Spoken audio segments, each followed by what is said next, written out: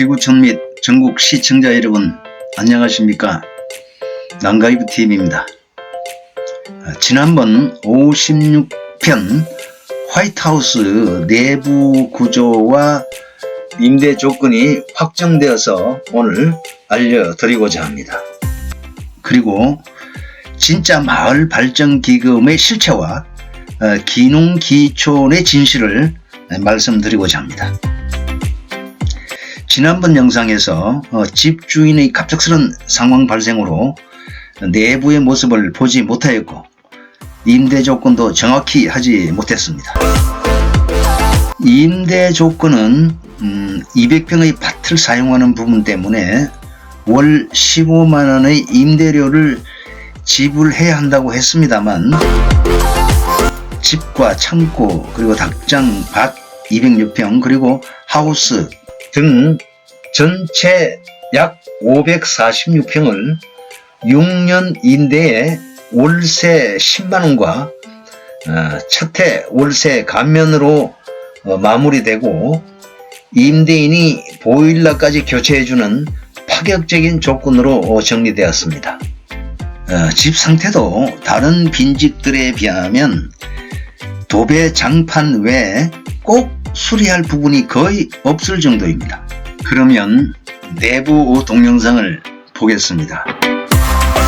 안으로 들어가 보겠습니다. 넓은 거실이 보이고요. 좌우로 방이 되어 있고 맞은편에도 방이 있습니다. 자, 우선 우측편의 방은 방 하나가 둘로 나뉘어져 있습니다. 문은 각각 따로 있고요. 영상은 화면이 왜곡돼 보이지만 반듯합니다.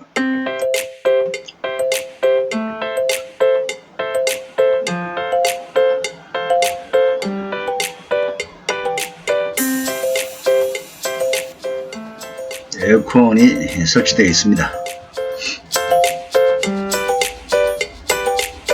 자, 작은 방도 보이고요. 주방도 보이고 좌측에 두 번째 방을 보겠습니다. 여기도 반듯하게 작은 방이 공간에 있습니다. 주방으로 한번 들어가 보겠습니다. 싱크대는 거의 새거나 다름없는데 사용을 좀 지저분하게 했는지 청소를 한번 해야 되겠습니다. 먼저 사시던 분이 아주 형편없이 살고 있습니다. 화장실은 깨끗합니다. 옆에 타일 두 장이 조금 떨어져 나간 것 외에는 양호합니다.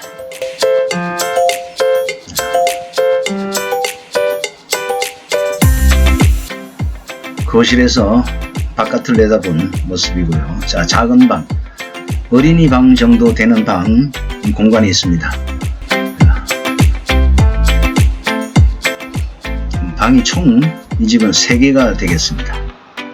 칸막이까지 하면 4개로도 쓸 수 있는 그런 집이 되겠습니다.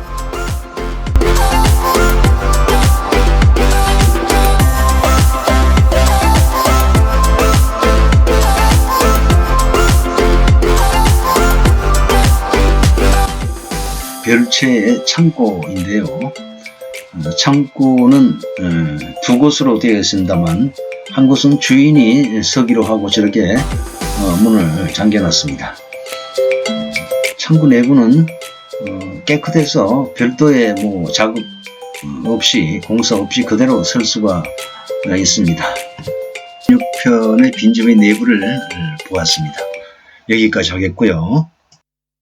자, 지금부터는요, 귀농귀촌의 확실한 진실과 이 마을 발전 기금의 실체에 대해서 제대로 정리를 해 드리고자 합니다. 아직도 많은 분들이 귀농귀촌을 제대로 구분하지 못하고 있습니다.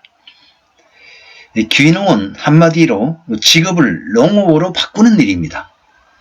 이 직업이라는 것은 수익을 창출해서 자신은 물론 가족들의 생계를 책임지고 자산을 불리는 일입니다.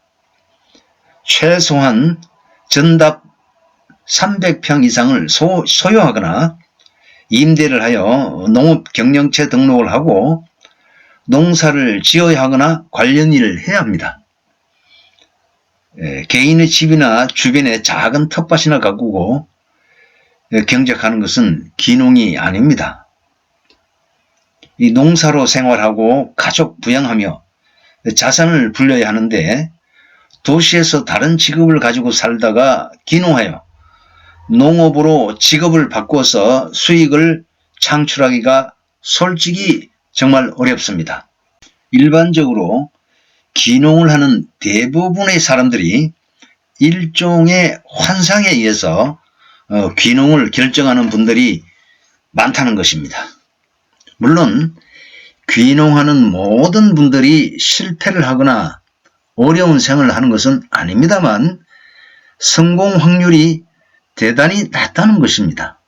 여기서 통칭 성공이라 하면 도시처럼 큰 수익이 나서 대단한 부자를 말하는 것이 아니라 빚 안 지고 굶지 않고 살 정도를 말합니다. 물론 큰 수익을 내는 농가도 있지만 극히 일부라고 보시면 됩니다.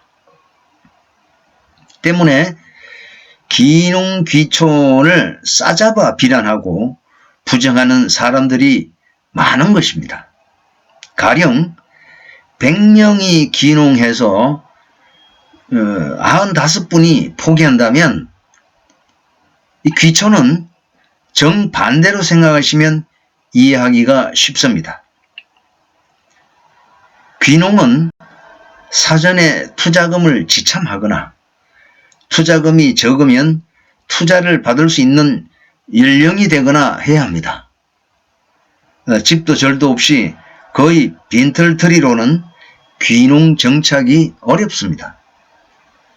그러나 이 귀촌은 엄연히 다릅니다. 그렇지만 귀촌도 일정한 여건이 필요한데요. 귀농, 귀촌 할 것 없이 공통으로 필요한 것이 이 주거지입니다. 그 중에서도 거의 대부분이 임대주택을 요구합니다. 임대주택을 선호하는 이유는 똑같은 사유로 모두 앵무새처럼 얘기합니다. 정착할 곳이 어떨지도 모르고 자칫 잘못 부동산을 샀다가는 봉변을 당할 수도 있고 처음부터 낯선 곳에 투자하기 싫다는 것입니다. 이 말은 언뜻 들으면 그럴싸하고 맞는 말 같이 들리지만 모두 맞는 말은 아닙니다. 시골집이라도 정상적으로 다듬어진 생활 임대주택은 외지 사람들이 임대하기는 거의 불가능에 가깝습니다. 그런 집이 비게 되면 주변에서 먼저 임대해버리니까요. 그래서 비어있는 시골집을 찾게 되는데요. 최근 들어 더욱 빈집 찾기가 어려워지고 있습니다. 그 어른들이 돌아가시고 상속받은 집주인들이 여러 가지 사유로 집을 내놓지 못하거나 내놓지 않고 있습니다. 지금 난가이브TV가 그런 빈집들을 발굴해서 보여드리고 있지만 그것을 차지하려는 경쟁이 너무 치열해지고 있습니다. 그 중에서 집수리가 많이 필요한 부분도 있습니다. 임차인이 부담하는 수리비가 많게는 수천만 원이 들기도 합니다. 물론 임대기간 등을 고려해서 월세로 따지면 크게 손해보는 것은 아니지만 그렇게라도 해야 시골집에 살 수가 있거든요. 저는 개인적으로 웬만하면 작더라도 자기 집을 지어서 귀촌을 하라고 합니다. 시골에 정착을 하기 위해서라면 결국 내 집을 언젠가는 사야 되니까요. 그렇다면 어디에 정착을 해야 크게 후회하지 않을까가 공통적인 걱정거리인데요. 그런 것 때문에 난가이브 TV 방문 상담이 필요한 것입니다. 그것만 해도 크게 부담이 되는 상담인데 오셔서 빈집까지 당장 소개하라는 분들도 있습니다. 난처합니다. 실제 주변 귀촌자들을 둘러보면 난가이브 TV로 빈집에 정착한 사람들 이외에는 대부분 집을 사서 오신 분들입니다. 귀촌을 위한 주거지는 크게 두 종류로 나누어집니다. 있는 자와 없는 자로 나뉩니다. 있는 자는 대부분 몇 억대의 이상의 집을 소유하고 없는 자는 즉 서민형은 1억에서 1억 5천만 원 정도를 투자합니다. 물론 그 이하의 주거지를 소유하고 있을 수도 있습니다만 그것은 본인이 지었거나 문제를 안고 있는 주거지 등등 기타 특별한 경우에 해당됩니다. 난가이브는 최근 아직 1억 이하의 자본으로 귀촌한 사람을 본 적이 없다는 것입니다. 최근 급등한 물가와 건축비 등도 고려해야 합니다. 그런데 많은 분들이 돈 떨어지고 사업 망하고 벌어놓은 돈이 없다고 귀촌을 희망하고 있다는 것이 큰 착오이면서도 문제입니다. 앞서 말씀드렸듯이 귀촌은 귀농이 아닙니다. 텃밭 정도나 일구며 자연을 부삼아 유유자적하는 생활입니다. 이는 다시 말해 천국에 사는 것입니다. 이렇게 귀촌하여 살려면 거주할 곳과 평생 기본 생활비가 준비되어야 합니다. 물론 이런 주장이 모든 사람에게 적용되는 것은 아니지만 대부분이 참고해야 할 것이라고 봅니다. 가장 이상적인 귀촌은 연금이나 등 일정한 수익이 있고 1억 5천 정도 정착에 대한 자본금이 있어야 된다는 것입니다. 그런데 많은 사람들이 이 조건에 들지만 귀농과 귀촌을 착각하고 혼동해서 귀촌하지 않은 사람들이 또 의외로 많다는 것입니다.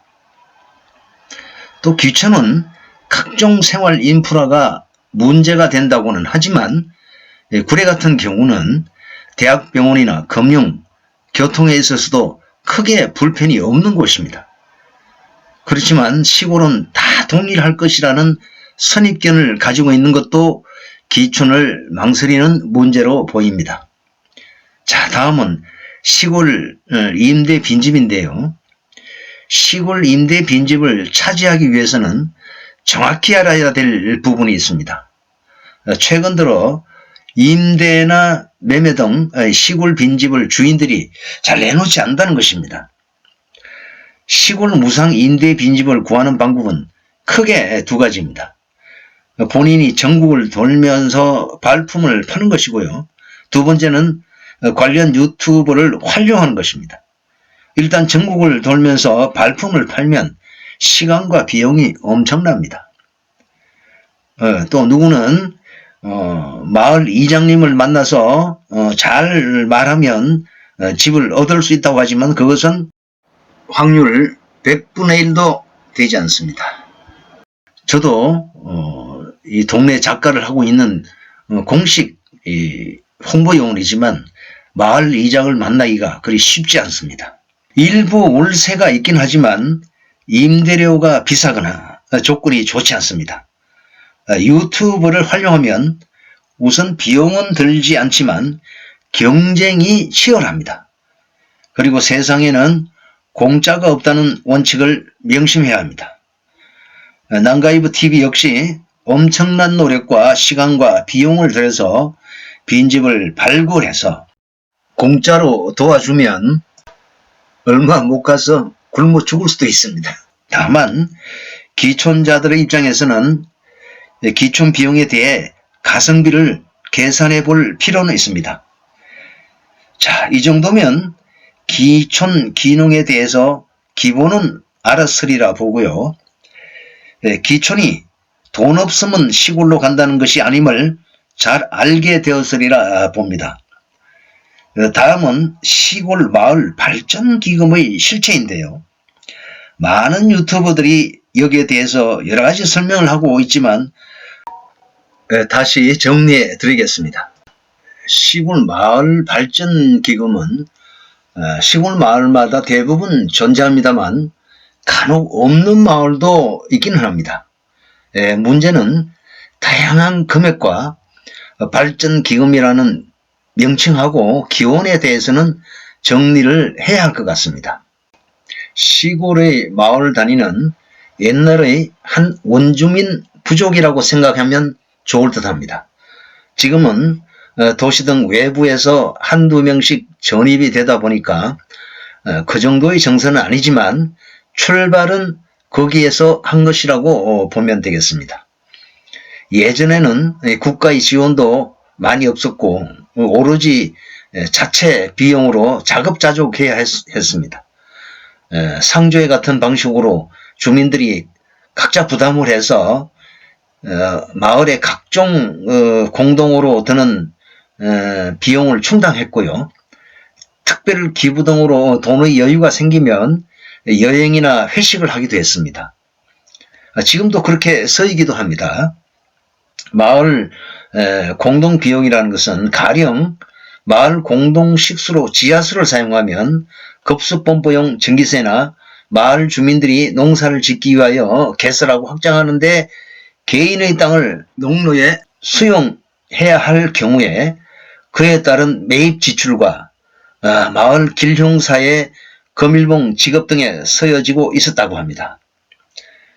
발전기금에 대하여 외부인들은 부정적인 느낌이 들 수 있지만 오랜 동안 토박이로 살아온 이들 주민들에게는 당연한 일이자 자연스러운 관행이었다는 것을 알게 됩니다. 그러나 최근 우리나라가 부유해지고 많은 부분 국가가 지원해 주기 때문에 도시 외부인들이 입주하여 살게 되고 또 그로 인한 의식 차이가 생겨나는 등으로 많은 부분이 달라지거나 없어지게 되었죠. 그러나 아직도 마을에는 고령의 많은 어른들이 살아있고요. 그런 오랜 관행들이 하루아침에 사라지지 않는다는 관계로 최대한 합리적으로 변하고 있다는 점입니다. 그리고 국가의 지원도 한계가 있기 때문에 마을에 필요한 일에 별도의 비용 마련이 필요한 부분도 있어가지고 발전기금이 전혀 필요 없지는 않습니다. 다만 이런 와중에 일부 마을에서 상식적으로 납득이 되지 않는 고액의 발전기금을 외부인들로부터 징수하거나 강제적인 성격으로 운영하여서 문제가 발생하고 자체 상조 제도의 관행을 수정을 할 수밖에 없는 상황으로 상당한 시행착오를 겪고 있는 중이라 봅니다. 마을에 필요한 공적인 일에는 국가의 지원이 대부분 이루어지고 굳이 발전기금으로 국가가 할 일을 마을 자체로 따로 할 필요가 없고 이제는 할 일도 거의 없기도 합니다.